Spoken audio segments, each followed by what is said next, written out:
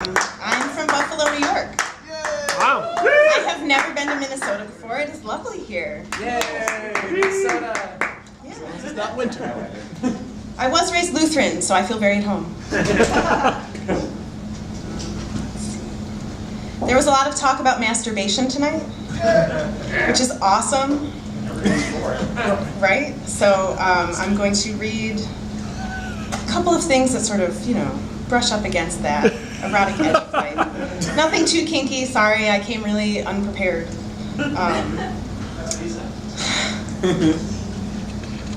This one's called For All the Other Birds. A labyrinth is a system of control, a rope.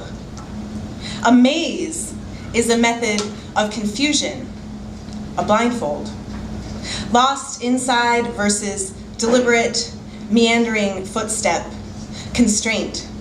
Sweet ease of intimacy past avalanche of weight. This one's called